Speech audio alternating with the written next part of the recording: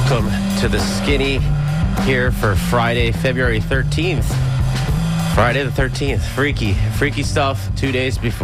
1 day before Valentine's Day. It's not 2 days, people. Don't mess that up. My name is Ray Roa.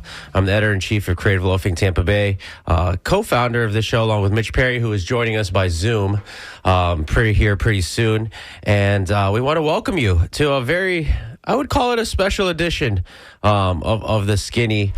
Today, in the past, we've talked about various things. We've had comedians come on to answer your questions about love, and we've had a witch on here before to answer your questions about love. And we're going to do that again in the second half of the show. We're going to talk about love with different special guests, this time with different skill sets. So we look forward to that. And by the way, I misspoke last week in getting our radio listener friends ready for the Spring Fun Drive, which I thought was today. The Skinny's turn is actually next Friday, so that's will be in Spring Fun Drive mode, working hard, putting the hat out as we work with listeners to find the money that keeps the lights on here, the programming from news and public affairs that you love, and keeps it all going here at WMNF. And of course, you can get us started early and solidify your roots in the community by finding the Spring Fun Drive page on WMNF.org. You hit donate here and pick up some of the great Spring Fun Drive swag we have going on. I have my eyes on the Many Roots One Community mouse pad that's out there, just because you nerd out about over all the merch over time. So please show your love for this station and for the show. And as I mentioned at the top of the show, we are going to stay in the love theme with our special guests. I do think we have Mitch on here with us. So let's go to Mitch. And I'll say, Mitch, I love working with you. And I love that you're doing what you love up in Tallahassee. Are you here, Mitch Perry? I am indeed. Good morning, Ray. Good morning. How's it going up there? Are you still in love with it all? Or is it's been like a tame session, I feel like, in a lot of ways. Yeah, we'll get into that a little bit. Kind of frustrating, actually, this last few days, feeling some of the stuff that they're doing that is it really necessary kind of thing. Now, I will say, Ray, that one thing that the legislature is absolutely bound to do constitutionally is pass a budget, right? And we know last year that, of course, went into overtime. And so there's been a lot of issues and concerns. How is the House and Senate, going to get along this year? And really, I'm not really sure they are in terms of the leadership. Several bills are going through one chamber, or they've even passed the entire chamber, and they're not even going, anywhere in the other chamber. So, how serious is that? But there was a little bit of drama in terms of the announcement yesterday. So I guess Wednesday was the halfway part through the session, the 60-day session. And yesterday was supposed to be the day when we heard them unveil their budget proposals in both the respective chambers. And yet in the morning, we should say that, by the way, the appropriations chairs, two of the most powerful people underneath the leadership, are from the Tampa Bay area. We've got Lawrence McClure from Plant City. He's the House Appropriations Chairman. And Ed Hooper from Clearwater. He's the Senate Chair, both Republicans, of course. Ed Hooper released a statement in the morning saying, hey, we thought we were going to have our budget today, but our partners in the House aren't ready to do this yet, so we're going to hold off for a few days. So that was kind of the story. And then at 5 o'clock, the House did release their budget, and then the Senate had to come out with a memo a few hours later saying, yeah, we're all good. We'll come out with it piecemeal. We'll have some information on Friday, the rest of it on Monday. So kind of funky there. But what we did get to see with these House numbers is that they're not in sync necessarily with the state. For example, let's talk about the Rays ballpark. Okay, there is some state funding that's supposedly going to go along with that. Senator Danny Burgess from Zephyr Hills has said or put in a $50 million request, I guess, for Hillsborough State College. Theoretically, that's what that goes for. It's really for that project. The House didn't include it in their budget that was announced last night. Doesn't mean it's not going to ultimately be there. But we know, Ron DeSantis came down there to Tampa a couple weeks ago and was all gung-ho about it. So it's supposed to be a done deal. Well, we'll see about that. I should mention, not sorry to interrupt you, Mitch, Sure. on this Rays stadium, La Gazzetta, I think it was 2 weeks ago, Patrick Manteiga mentioned that perhaps Hillsborough College was not seeking an appraisal on this land that would be used for the stadium. And I think he had, an axe to grind a little bit on that, and really was upset by that because we should know what that land is valued at. So this week I reached out to the college and asked them if they had any interest in placing conditions on the land, and if it was true that there was no interest in placing conditions on the land, as maybe was suggested. And a spokesperson for the college came back with me actually just this morning, 30 minutes ago or so. The college is not considering the sale of its land.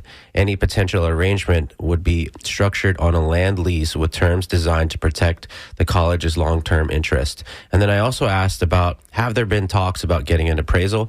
The spokesperson said yes. Appraisals are a standard part of any major land or lease negotiation.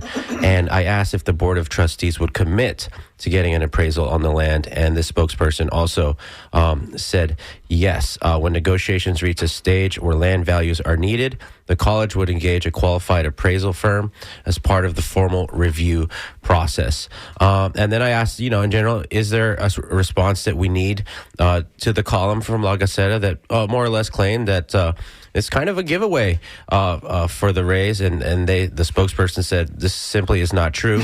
Characterizing this as a giveaway is inaccurate. As the governor referenced during his press conference here in Tampa, the goal is a partnership that benefits the community. So just an update on that. Yeah, no, good information there, Ray. Absolutely. And again, I look forward when I get back next month to be doing what a shows on this, because it's really, going to happen in the next few months, in terms of whether this happens or not, in terms of Hillsborough County, and I guess Tampa to some extent, city of Tampa, where the revenue streams are coming from, right? Because that is, there is nothing yet written about what that's going to be yet. And this deal they made is a 6-month deal to have this thing finished up, by the fall, whether it's going to happen or not. So lots to be happening with that and the whole proposal. But anyway, going back to this budget, so a couple other things are in there. Interesting, there's been a lot of news this week. My colleague, Liv Caputo, actually broke a story this week about how much money is being spent on the money for immigration, right? Theoretically, for what this emergency preparedness and response fund that's paying for items like Alligator Alcatraz. What's going on with that? Well, interestingly, the Senate basically approved that, because that's going to run out in I think actually next week, that funding, February 17th. It was basically an emergency that the state got back in 2022, and it keeps on, 20 times I think it's being re-upped, and the governor's just spending a lot of money, and Liv Caputo this week for the Phoenix wrote about what some of that's being spent on. And I urge people to look at that story. The Times had another story about that today as well. But anyway, the House, though, again, Danny Perez, him and DeSantis are not great buddies here. And they only show $100 million going to this emergency prepared fund with a lot of restrictions on that money. So that's going to be something I think our listeners should really pay attention to in the next month here, the second part of this the legislative session, because the budget's going to be really front and center on this, and what the governor wants and what the legislature is willing to give him on something like that immigration. So, Ray, yeah, I am a little exasperated this week because some of the things I was covering, I do feel like, we keep on being told Republicans are on the bandwagon about affordability and about bringing down costs. And yet we're still getting a lot of bills. Some of these things I wrote about, some I didn't, but I was just in the committees or actually on the House floor on Wednesday to listen to the debate. So let's see, on Wednesday we had a debate on, and my colleague wrote about this. I didn't write about this. This is about basically another banning book legislation. It's going to define how school library materials may be, quote, harmful to minors. And it's another, I guess we passed a law like this last year. It's building on the 2023 law that led to the removal of library books from schools based on objections from the public. And interestingly, this is another one. This bill passed the House on Wednesday. It hasn't moved anywhere in the Senate, though. Okay. And we're now, what is this, the end of week 5, I guess. So some of these things of like, if they haven't moved in another chamber, does not mean that they're not going to. There's a lot of procedures that can still work like that, but it doesn't seem like it may. So a lot of hue and cry talking about this legislation that would get rid of, pornographic books. We're still debating that up here. That happened. Also, and Mitch, we have a question for you. Actually, do you want me to bring the caller on here? Okay. David from Tampa, you're on the air with Mitch. Oh, hey, yeah, this is David. I was curious what Mitch thinks about like this session versus last session with the divisiveness between DeSantis and Perez. It almost seems like it's not as like combative, but it's just more like passive aggressive this time by like the House not taking up DeSantis's priorities. Thanks, David. Mitch, you have anything to say about that? Yeah, absolutely. Well, I think the thing that was last year, we had the whole Hope Florida controversy, right? That really angered Ron DeSantis, who thought the House was, and Daniel Perez is a trial lawyer. We should say that the House Speaker Daniel Perez. Speaker, the House, yeah. And DeSantis is not like trial lawyers, okay? And the legislature for years, that the trial lawyers should be very much more influential because when there's more Democrats up here, they were the big fundraisers for the Democrats. There are some Republican trial lawyers in the legislature. Perez is the biggest one. And I think that, I think it is less. You read about it or hear about it. It does not mean it's not there, though. Because DeSantis has so much over the last year blasted him and other members like Alex Andrade, who was the committee who was leading the committee that was looking into the Hope Florida controversy last year. So DeSantis just despises the House or many members of the House of Representatives. And I think, through this budget processing, that's where you might see the House kind of bite back at him. And look, they do have legislative powers. We've talked about this in Congress with, Republicans not fighting back against Donald Trump on some issues that even their constituents want them to. Congress has a role in Washington. The legislature has a role here in Tallahassee. Certainly they do about appropriating things, and they had the power. And so watch out on that. Again, by the way, Ron DeSantis is in Pebble Beach this morning.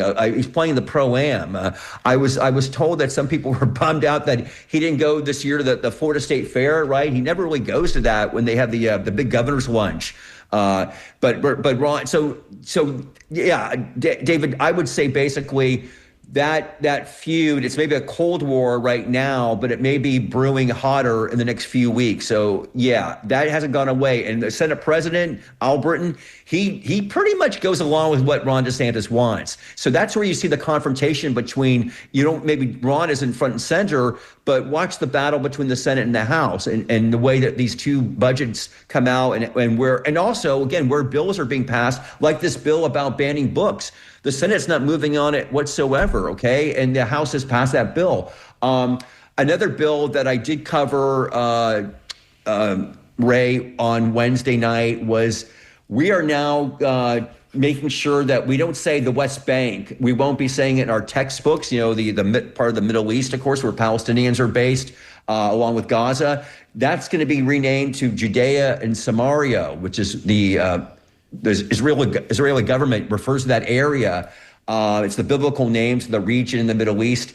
Of course, the international community, including the U.S., still refers to it as the West Bank of the Jordan River and doesn't recognize Israeli sovereignty there. There are 3 million Palestinians and 500,000 Israeli settlers live in the West Bank. Why are we even talking about this, right? This is about the Middle East, and yet they passed bill and they debated this for over an hour. So we're going to go forward. We're making sure we're calling in our textbooks, we're going to call it Judea and Samaria when it used to be called the West Bank, and it still is called the West Bank. So a lot of time was spent on that this week. What else can I tell you? Oh, okay. How about this one, Ray?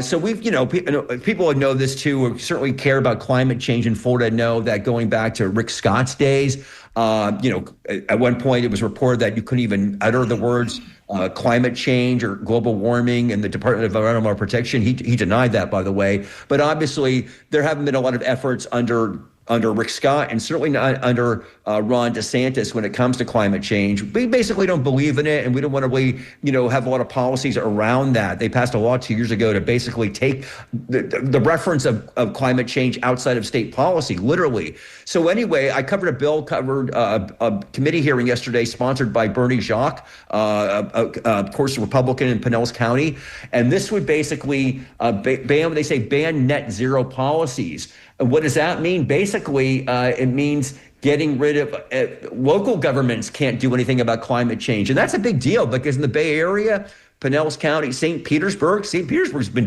done a lot. They signed on to the Michael Bloomberg. They worked with him several years ago on environmental issues with climate change.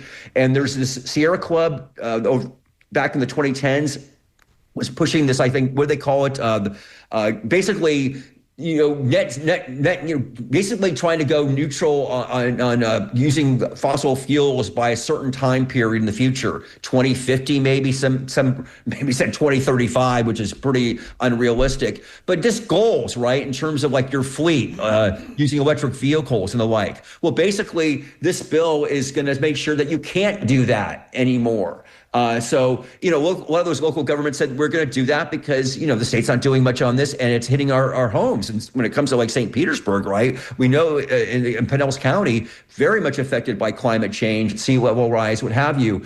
And the state government, another preemption bill, basically saying you can't do that now. So you're going to hear more about that if this thing actually passes. And I don't know if it's going to, but it's moving along. Mitch, so I'm curious. You expressed frustration as a reporter up there covering the session. And I know Tallahassee's kind of this anomaly in the state just because it is so political. But how much are you getting time to get out and talk to constituents? Can you sense the same frustration if you are talking to them? Yeah, well, what you do is, people come up here, right? That's the thing. You're seeing them there in the State House. I don't think go out and feel, and this is where you can really meet the public guy. And, there's a lot of people up here. In fact, on Tuesday or Wednesday, there was all these women, Democratic women from clubs all around the state who came up here, and they were loading all the committee rooms. And also you have another group out of Sarasota. What's the name of that group? It evades me right now. Sarah Parker, Voices of Florida, I think they call themselves now. Okay. Oh, they're a big activist group, Ray. And they're funny because they just crash all these committee rooms and make sure to, they get to speak and pretty much denouncing a lot of this legislation. Like I was mentioning, some of these, there's another bill, I don't know if I mentioned this, about basically mandating that local governments cannot do any DEI initiatives going forward. Another preemption bill, another bill where Tallahassee is basically telling the cities, we pass this on the state level and we don't want you doing it at the local level. And that bill is moving quickly in both chambers. Again, it's like you'd almost think like, haven't they already? I don't know if there's even more that they could do when it comes to things like, getting rid of DEI. But no, they can, because again, local governments, we've seen this actually with the DOGE effort by CFO Blaise Ngolia, when he's criticized what he calls wasteful spending. What is wasteful spending? Well, in his words, it's stuff like spending it on DEI initiatives. Well, okay, that's one thing. But now there's legislation really saying that you can't, local governments, you're going to have to get rid of that. You'll get fined. We might suspend you, local government officials, if you continue to do this when we pass this law. So again, a trend we've seen for decades in terms of taking away more local power from governments. But going back to your question, Ray, so I'm seeing a lot of that people up here. I'm seeing a lot of liberal activists up here. And even on both sides, you haven't once mentioned the words property insurance or mortgages at this point, and I feel like on both sides of the aisle, people have been asking for that. Well, interesting. I thought so. We've had, and I think I might have mentioned this, but we still have, I think this happened 2 weeks ago. There's 3 bills, or they call joint resolutions, because if they're passed, they would go on the ballot as constitutional amendments. 3 have passed all the committees in the House, and they're just waiting for a floor vote in the House. And maybe that's going to happen next week. But again, no companion bills in the Senate.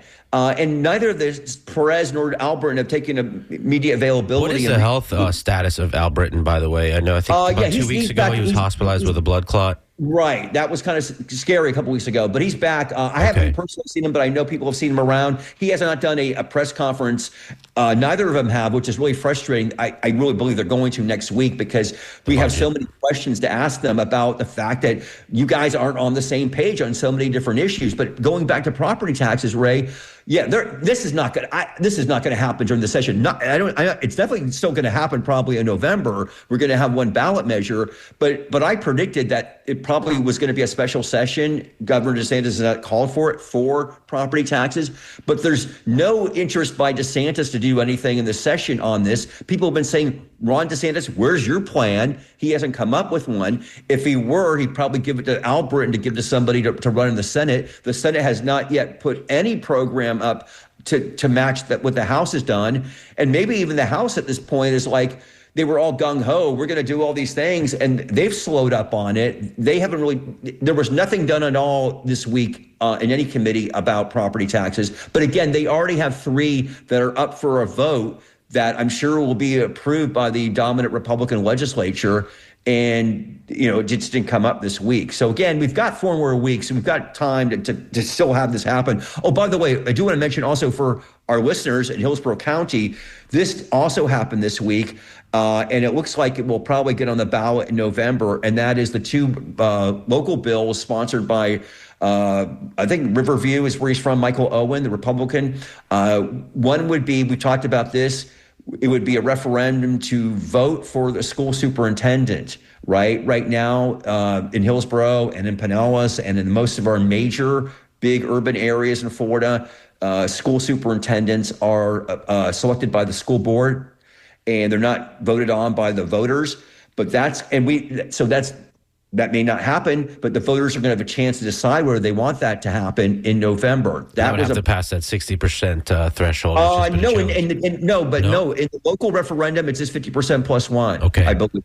It's not 60%. That's a state constitutional thing. And the local measure, I think 50%, all you need. And the other thing that passed here, again, it's not complete yet because the Senate's going to have to approve this, but because it's a local bill, it'll go before them, at one point, and they're going to probably pass it.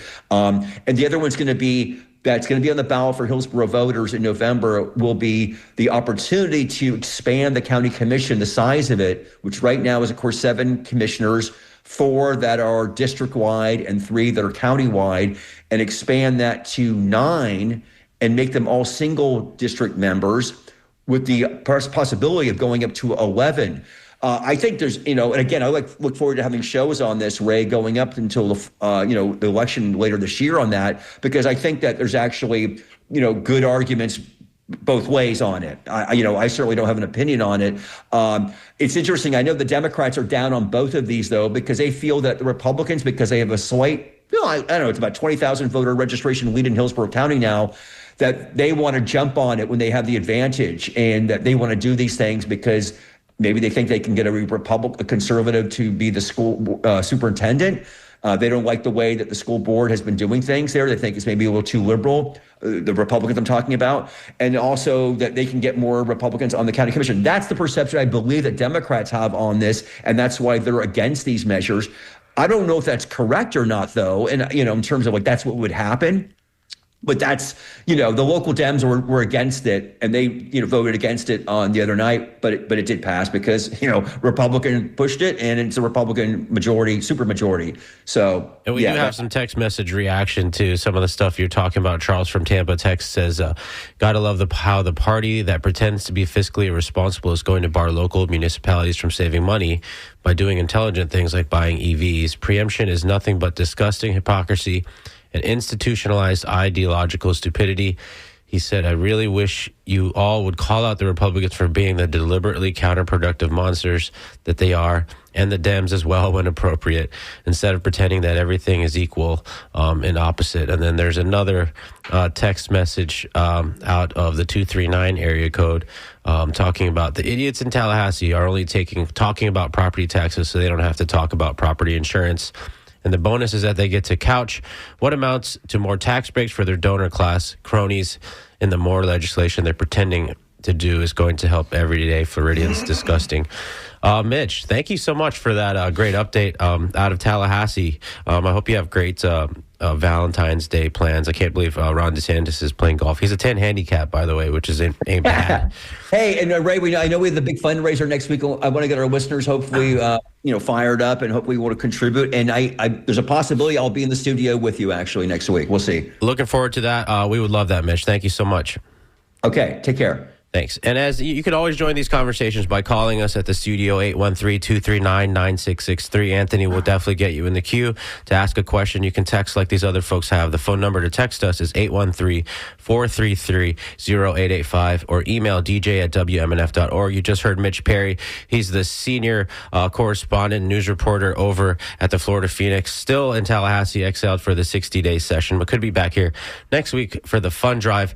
Let's stay in this Valentine's theme. Let's talk about love. There's different kinds of love that are out there. As I mentioned at the top of the show, we've done different variations on this, but then we're going to go like pretty simple here, talking about loving your neighbor and loving yourself. And our first guest to talk about that, Jules Lopez, an activist with the Tampa Democratic Socialists of America, is here. Jules, thanks for coming to WMNF today. Thank you for having me, Ray, and for the Skinny as well for having me. I appreciate this opportunity to speak on how Tampa DSA is going to help our local community. Yeah. So nationally, more than 100 million people have medical debt. It's a heavy yoke to bear. Some estimates have that debt quantified at $220 billion. There's a report from Alignment Healthcare that says 34% of those with medical debt in Florida had bills totaling at least 3 months of living expenses. 37% of Florida residents had a health need that they couldn't afford in 2020. So to kick off its year of joyful resistance, the Tampa Democratic Socialists of America are taking a step for people in Hillsborough County and launching a medical debt relief campaign. They're asking members of the community to support their neighbors by helping lift this burden of medical debt. Partnering with this national nonprofit, Undo Medical Debt, DSA hopes to raise a large sum. We'll leave it at that to keep our license intact here at WMNF for folks in Hillsborough County. Jules, why? Why? Because they're our neighbors. We're a community, right? I can't overlook the fact that medical debt is one of the leading causes that will slide people into poverty, right? Into homelessness. So we see that there is a need for this kind of relief, this kind of work. And we also see this as part of our mission to advocate for, improved healthcare system, a public healthcare option, right? So we do this because we care. We do this because we love our neighbors, and we do this as an act of seeking justice, if that makes sense. Sure. We talk about the DSA, we talk about political parties a lot on this show, but I always ask our guests who are part of your group to give us that elevator pitch. How do you explain what a Democratic Socialist is at Thanksgiving to your family when you tell them this? I tell them that my politics are rooted in care and love for others, and it's not enough that I just say the thing. I want to make that meaningful in a real concrete way. So that's, in this particular case, seeing to it that others have that burden of medical relief lifted from their shoulders, and at the same time asking the hard questions. Well, why do we have a private healthcare system that makes it so that people fall into poverty because of medical debt? So I just keep it real simple like that. Just how do I take what I feel, what I care about, and make that real, if that makes sense. Bringing it home. No, totally. And, for readers of Creative Loafing, they probably see a lot of DSA stuff because we post a lot of protest photos, and your group is very visible out there. But this is a totally different campaign for you guys. Can you talk about the decision-making process in deciding to go this route?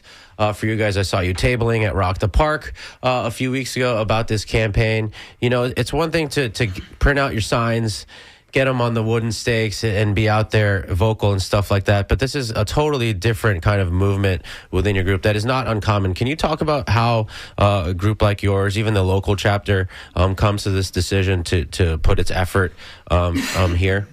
Fair. So we earnestly believe in democracy. So this is a discussion we had amongst ourselves. going into this year, late last year, we were saying, hey, what can we do for our community here in Tampa for 2026? Something real, something that people can touch and see, something that moves people in a way that's, beyond just holding pickets and showing up to rallies, right? So we started thinking in that vein, like, what is something we can do to, as I like to say, put our hands in the dirt, like actually be outside and doing something for someone else that is an expression of our politics and our principles. Luckily, we have, a wide section of folk within Tampa DSA, many of whom who work in the healthcare industry, such as myself, who, through our own lived experiences, kept coming back to the matter of like medical debt and what does that look like here in Hillsborough County. So as we kept speaking, we found ourselves gradually aligning over the subject of like, but what can we do in regards to healthcare? And we kept talking until finally, after much deliberation, we came to vote on the matter. It's like, but what if we did a medical debt relief campaign?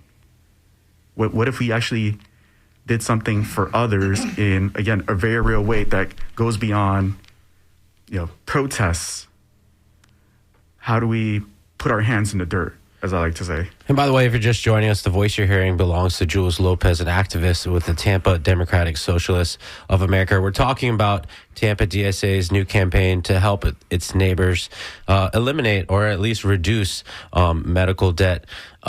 Jules, I don't know how much you can expand on this. You mentioned being part of the, your day job is in the medical field. How much can you talk about that and how you feel day to day working in that field, knowing what you know about, insurance and medical debt and things like that? Well, I work in I can expand some. Just sure. I don't feel I don't want to throw you names. under the bus here. You said that and it kind of piqued my interest because we all think about our occupations and our jobs, and there are always these little compromises and things that we make to get by, and yet still try to do things that help us, sleep at night and live by our values. So I'm wondering what that's like for you, if you can talk about it. If you're not comfortable with that, I'm okay with that too. I totally just sprung that on you right now. No, that's fair. So let us say that I am familiar with the Community Care Network. It is related to the Mission Care Act. It is, the simplest way I could put it is, many years ago, the federal government had a good idea in light of some of the, let's say, shortcomings of the Veteran Affairs healthcare system. The idea was, what if we created a system whereby, veterans are, our veterans can seek medical care outside of the VA's scope whenever, say, they can't get a appointment in time or there's no specialist for their particular need, right? So where my employer stepped in is like says, hey, what if we facilitated that? What if we made it so that, because the issue has been previously between, private practices and the VA system is that while the individual doctor in a private practice would be more than happy to treat a veteran, being reimbursed for services, getting their claims processed through the VA is a fairly lengthy process. So that's where my employer stepped in and says, we'll help facilitate this to find efficiencies, to make things simpler. And in doing so, my employer basically sold itself into a job of being the middleman. Rather than addressing it's like, but why can't we just make things simpler between the actual clinic and the VA so that the veteran can see a specialist or have their foot seen or what have you that much sooner instead of these extra unnecessary hoops, which ostensibly my employers came in to remove those unnecessary extra steps and real tape. So I'm, like I said, with this employer, this middle person, seeing how the VA offers an invaluable service to our veterans, but for various reasons, it is not perfect, and it can't do the work that it wants to, and is, I would argue, hamstrung in doing so. So the solution is, well, let's see what, how the free private market can support this. And, that's fair. I'm in favor of giving veterans more options, right? Because I'd rather a veteran be seen for a toothache, in 2 weeks rather than 2 months, because that is an unbearable kind of pain. But again, the red tape of it all, I got to justify, a job out of this, Sure. So, long story short, I get to see how the proposed solution becomes its own kind of problem, because as the middle person, we do get into a space where we get to tell veterans, no, you may not. Sure. And we'll either say it's because policy, contractual agreements, right? But the veteran just is like, I need help here and now. You can't help me. I tried calling for someone to help me, and everyone just keeps passing me off to the next person. Is this why I sacrifice so much of my time and life for this? Like, I was told I'd be taken care of because I took care of the nation, but here and now, I'm having a hard time getting seen for, my heart concerns, getting seen for my back problems. Jules, let me.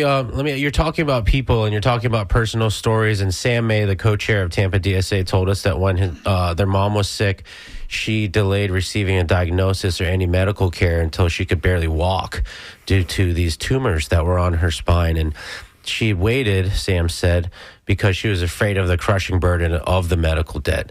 I know that your group believes that healthcare is a human right and no one should have to suffer through this illness because of fear debt. You talk about these veterans, and you can go to tampadsa.com, I think it is. Is it tampadsa.com? It's tampadsa.org, I'm sorry, to see this number, because we can't talk about the specific number here on the air, but your group, Jules, estimates that approximately 800 Hillsborough County residents will receive medical debt relief through this initiative if the fundraising goal is met. Do you know yet when this fundraiser might get cut off? Are you guys going to take it all the way to the goal? And then after that, how will you decide who gets the medical debt relief?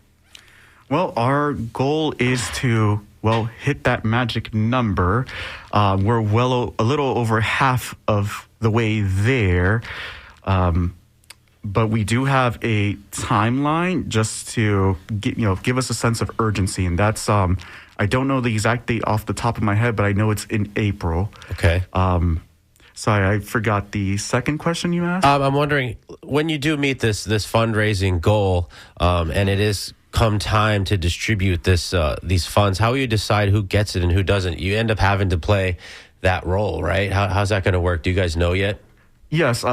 Actually, through our partnership with Undo, as was explained to me, is they essentially obtain a package of debt that's going to be focused on Hillsborough County residents. Okay. I don't know the exact criteria of how they're going to determine who gets their debt relief, but off the top of my head, I do recall that the idea was it would be the individuals with I guess how you put this, below the poverty line. Sure. With I think it was don't quote me on this, 4 times the typical medical debt. Got you. So essentially, it is going to be the most in need of medical debt relief within Hillsborough County. Okay. And Undo Medical Debt, we should say, is a national nonprofit. As Jules mentioned, it does acquire this debt, and it does pay it out to folks who kind of need it the most. And it's all bundled here. And Undo Medical Debt says it's able to pay down this debt for pennies on the dollar. You can see the number that Tampa DSA is trying to raise at tampadsa.org. Do you have a social media handle for Tampa DSA, Jules? Let me get that for you momentarily. I think I'm ashamed that I don't have it pulled up because I'm slightly addicted to Instagram, and it's not there. But TampaDSA.org is the website. You have it there, Jules? Yeah, Tampa DSA on Instagram. Okay, there you go. Tampa DSA on Instagram. Jules Lopez, thank you so much for coming on The Skinny today, coming on WMNF to talk about this concept of loving your neighbor, specifically through a medical debt relief campaign that you guys are running. Thank you for having me. And you can't love your neighbor unless you love yourself. I think that is true. And we have three guests here with us today to talk a little bit about that concept and talk about some big things that they are building and bringing back to Tampa. Michael Hernandez is here. Michael Hernandez is the founder of Sovereign Journey. He's a Marine veteran, a former firefighter, paramedic. He does breath work and trauma-informed yoga, and he's a transformational kind of figure. He helps people reclaim just sovereignty, through these practices, getting in touch with your body. Michael, thank you for being on WMNF. How you doing, Ray? Thank you for inviting us. Of course, Anthony Kroll is here. Anthony Kroll is very familiar to anybody in the Tampa art scene. He's also the co-founder of Wave and Sea Creative Sanctuary. It's a practice-based art studio in Tampa Heights providing health and wellness services to the community through art and yoga. And the other co-founder of Wave and Sea, Allie Norman, a totem in the Tampa art scene. Sometimes I would look at those letterpresses at your old spot and I'd be like, that thing is going to take off someone's hand one day. You know how to work with dangerous machinery, so familiar with the community. If anybody remembers, Heightened Senses was this great party that happened, and it just kind of blended all of the arts, and the vibe was just so great. So Allie Norman is here with us today. Thanks so much for having us. Thank you guys so much for being here. It's really cool to kind of get back here with you and see you here and kind of see you returning. It's kind of being marketed as the return of Heightened Senses, and it is going to be I don't want to say like a lot of the same people, but it was just such a special experience. Can you tell us just real briefly about what's going to happen here? It's Thursday, February 6th, starts at 7. Is the studio in the same spot? No, so actually Labyrinth had a fire a few years ago, and so we've been on this sort of spiritual journey to bring back this community love, and a lot of that had to do with loving ourselves and finding out ways to collaborate and bring these things back. Anthony used to run Bloom, and so we had a lot of the same values for that. So coming together on this new space, Wave and Sea, was really all about this community enrichment and self-care, kind of bringing those spiritual and creative practices together. And for those of you not familiar, 2740 North Florida is the address here at Tampa Heights, pretty close to Shuffle. I think there were Lucky Cat Yoga was there. Another salon. There's some churches across the street, a motel. Pretty familiar block if you're like a Tampa Heights person. Is that correct? Yes, that is correct. Yeah, I had a gallery in the same building. That was 2 years. Right. Yeah, it was 2 doors down. And that space was there for about 2 years. And now that space is now activated again with this new concept, a new idea. It's not the biggest space in the world, but you're going to pack a lot of activity into there. Can you talk about kind of the minutia and energy of that evening and how that's going to go for folks and what they could expect? I think people who are familiar with you kind of know what they're going to get. But for our listeners who maybe are curious, drive by this particular building every day. There's always a big puddle when it rains, like right before that thing. And there's that great, beautiful tree right before there if you're driving down Florida. Can you talk about what happens at Heightened Senses and why it's become such kind of an essential thing for some folks? Well, we really wanted to start this space because we realized that a lot of artists transmute a lot of ideas from like these invisible spaces of inspiration, and to get a better hold on understanding that, to kind of help our community with, navigating that space, because a lot of artists, whether they're musicians or they're stepping into like a creative realm in their own timeline where they're like birthing these creative ideas, they have to work through a lot of traumas and hold a lot of space to create their art, to create their music, to collaborate. And so we really started this space to open it up to the community to be able to run their own programming, whether it's yoga programming or health and wellness programming there, so that they can help the community. Similar to like just removing that red tape, right? Like it's like, if there's something that someone wants to offer that's going to help the community, like we'd love to be able to talk to people about that. And, share our practices, right? So we're a practice-based art studio, which means that we all hold each other accountable. Like if we all have a personal spiritual sadhana, so we all participate in a way to deepen our understanding of the invisible, the powerful, of the unknown, and to kind of share those wonderful practices with our community as well in simple forms. Like I lead in a meditation every Sunday with very, very simple techniques. One of them is just literally just like shutting your eyes, breathing a couple times, and looking into the space of your third eye, which actually uplifts your mood. Like you can uplift your mood instantly. Someone cuts you off in traffic. I wouldn't recommend shutting your eyes for a long time in traffic. Your right? third eye will not drive you through Tampa traffic. But I mean, no, it's like someone makes you upset or at the grocery line or something. It's like, oh, well, you can... Let's just, take a deep breath and look upwards. And what happens like when we're down, we kind of slump our body. But these like simple techniques we all can share. And there's so many practitioners in our community that can share those things. And we're just open to that. One of those practitioners is Michael. Michael, can you talk about Sovereign Journey and the role it plays in that space there in Tampa Heights, how you came there and what your role is going to be here on February 26th? Absolutely. Sovereign Journey does is we guide people to embrace self-discovery through activating potential through transformative experiences. It's not breath work. It's, helping them dive into themselves, understand like what Anthony was saying as well, is like a lot of these artists in the community haven't really given time to themselves to just become aware of what they're, or even learning how to have some of that opportunity for self-discovery, right? And to give ourselves self-love and compassion. And I think all three of us here at this table are, excellent practitioners in a way that we all do want to help end suffering of the community of some aspect or another. And this is especially at Heightened Senses.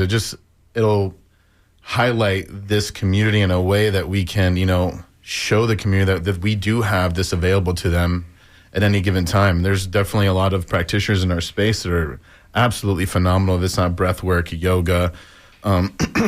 We have a sound bath coming up February 18th. Sound bath, like bringing in artists that, like again, like Ali and Anthony were talking about, that just have a space that they can work through those spaces and create self-love, so we can actually push that out into the community so they can also create compassion and joy for others, right? So we can still and the idea is just to end suffering. Can you talk about the bridge for you between your work in the armed forces? As a firefighter, you're seeing a lot of things, and that can change the way you sleep at night, the way your body recoils, and the way all that feels. Can you talk about the bridge between that part of your life and how you get to Sovereign Journey?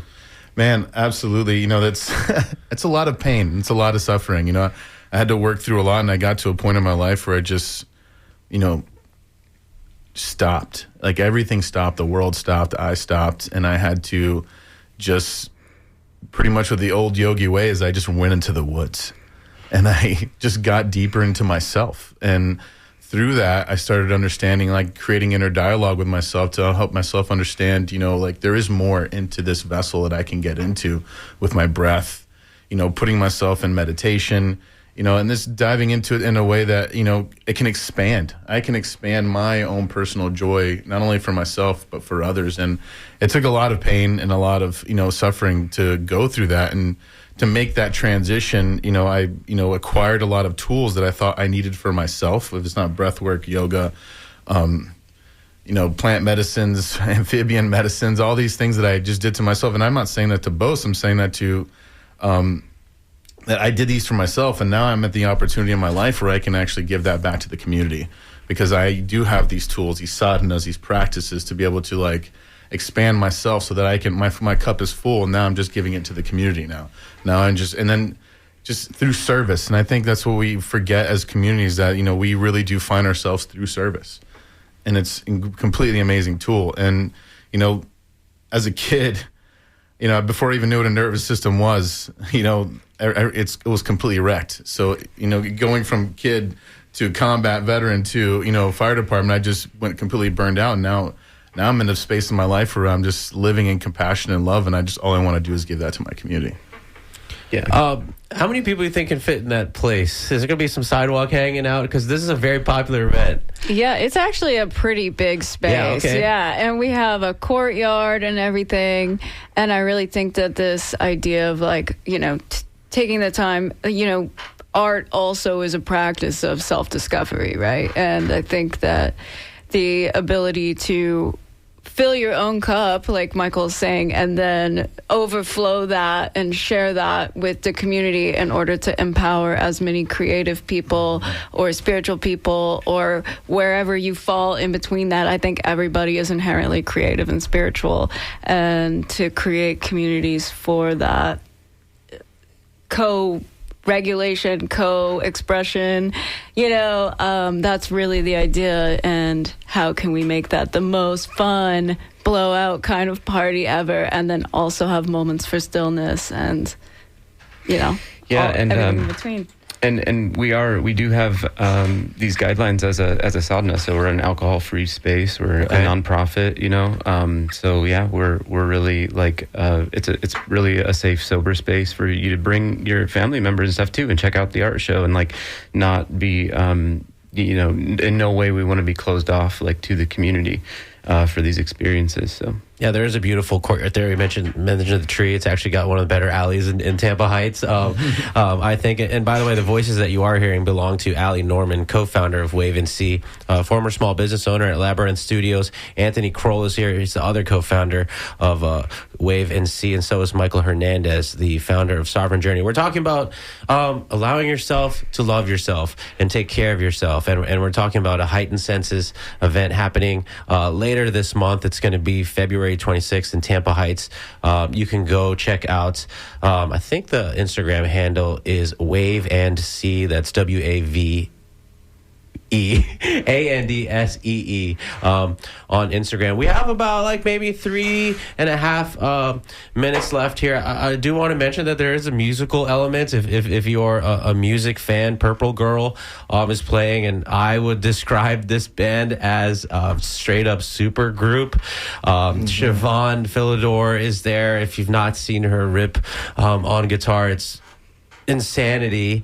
Natalie DiPergola, who has been my drummer idol since she was, all those bands, Garden such Club, an angel, Katara, the nicest person in the world, and just somebody who you could just watch play drums all night long. Yes. It's absolutely insane. And then Stephanie, I think it's Stephanie Perez, is also in that band, so that's the headliner for that one. But also on that set, it's kind of crazy. You have all the homies, right? Chudy B, Nick Breedall is going to be there, saxophonist, amazing composer, went to school at Berkeley, really talented guy. And of course, looks like the return of Betty Dahl in a way, because Betty is down in South Florida.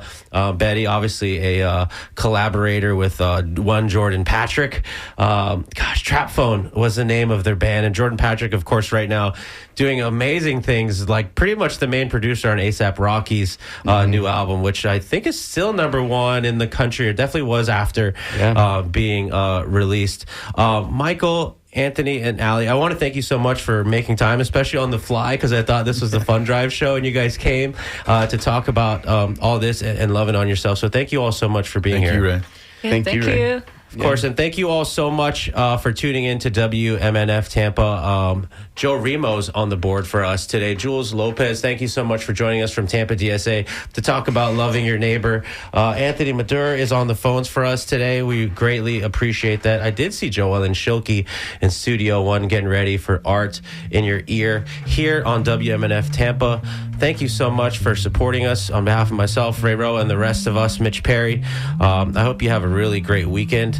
I hope you get to hug somebody and feel a lot of love, and get to eat some chocolate or something. All right, have a great weekend.